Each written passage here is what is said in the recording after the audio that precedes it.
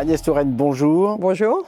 Vous êtes présidente d'Acte 3 Consultants, administrateur de société, administrateur avec un E, ex-présidente de l'IFA, de l'Institut français des administrateurs, et ancien PDG ou ancienne PDG de Vivendi Universal Publishing. Nous sommes là aujourd'hui pour parler d'un sujet d'actualité, si on peut dire, mais de fond également, puisqu'il concerne la féminisation des comités exécutifs dans les entreprises. On a beaucoup parlé de la féminisation des conseils d'administration avec la loi Copé-Zimmermann, mais là on parle d'un sujet pour lequel il n'y a pas de loi.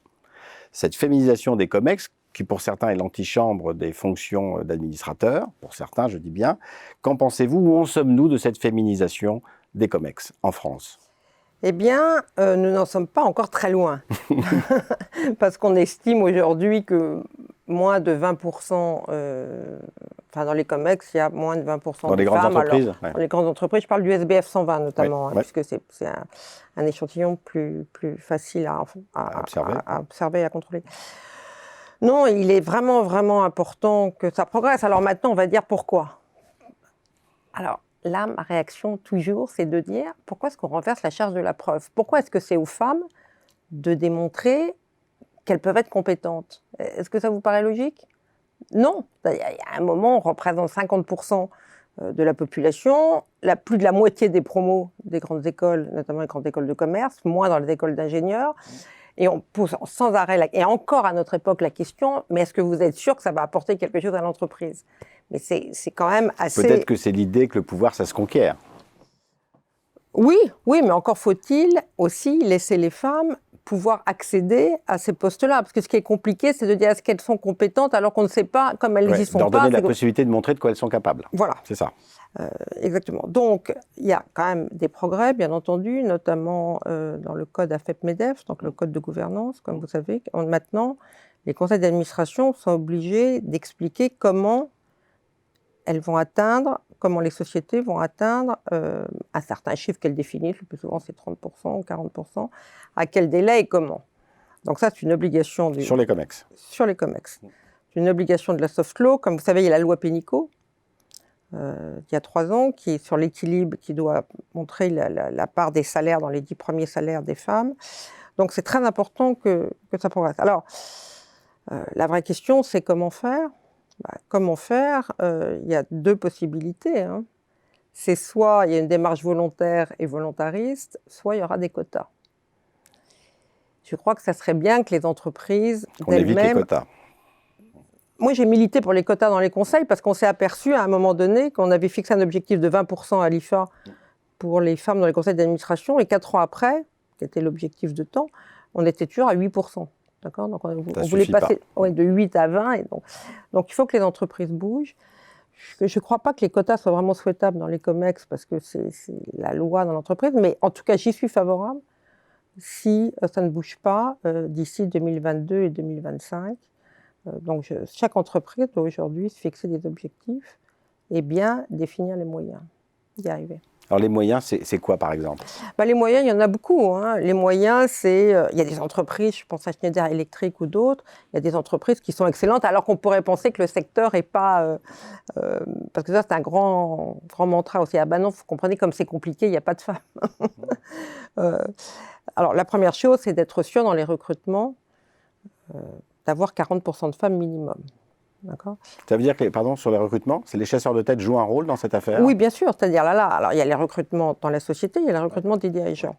Je trouve que c'est indispensable que les chasseurs de tête ou les cabinets de recrutement, quand ils présentent des listes, on les oblige vraiment à mettre au moins 40% de femmes. D'accord. Ce qui est malheureusement pas toujours le cas. 40% de femmes compétentes, pas des prétextes à mettre sur la liste. C'est ça le sujet. Non, mais franchement, quand on regarde ce qui s'est passé avec le conseil d'administration, je crois que c'est un vrai succès.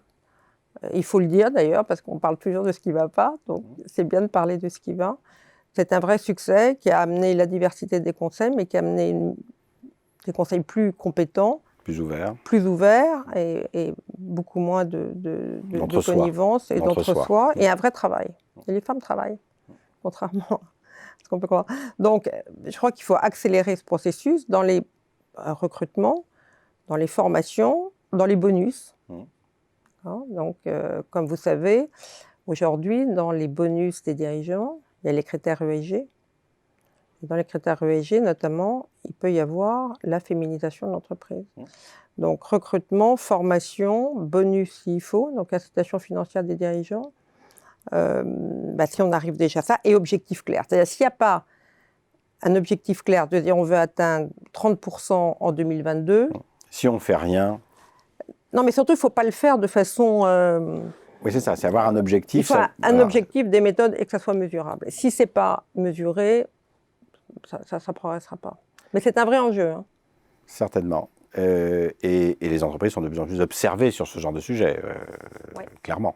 La question est, évidemment, derrière ça, hein, qui est sous-jacente, c'est qu'est-ce que ça va changer d'avoir une féminisation des COMEX? Est-ce qu'on s'attend à quelque chose, à un changement particulier au niveau des COMEX, hein? Je comprends bien. Alors, ça pose la question de la diversité. Je pense que beaucoup sont convaincus que la diversité est source de richesse. La diversité des parcours, la diversité de pensée, la diversité dans la façon d'agir est une source de performance. Maintenant, il y a des études plus quantitatives. Vous savez qu'il y a, alors le nom m'échappe à l'instant, il y a qui a simulé un portefeuille boursier où il y avait 40% de femmes dans les COMEX et il s'avère que la performance à moyen terme et à long terme était meilleure. De même, quand vous regardez l'étude de McKinsey Women Matter, qui fait référence depuis 15 ans, on voit que les entreprises plus diverses sont plus performantes aussi. Donc, qu'est-ce qu'on attend? On attend d'abord que l'entreprise soit quand même un peu le reflet de la société, et pas simplement les entreprises de grande consommation, parce qu'une fois j'ai entendu dire « Ah oui, comme elles vendent des produits de beauté, c'est bien d'avoir des femmes au COMEX ». Reprenons l'exemple de Schneider Electric. Non. C'est un peu court comme argument. C'est un peu court comme argument.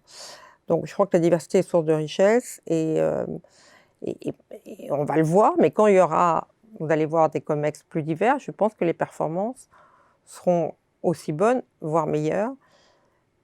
Mais fondamentalement, je trouve ça un peu triste à notre époque de devoir expliquer pourquoi avoir des femmes est source de performance. Vous vous rendez compte même de la question en elle-même? C'est terrible, quoi. Si on disait pourquoi avoir des hommes serait source de performance. Enfin, c'est une question que... Donc, ça fait sourire. En même temps, c'est un peu triste d'en être encore là.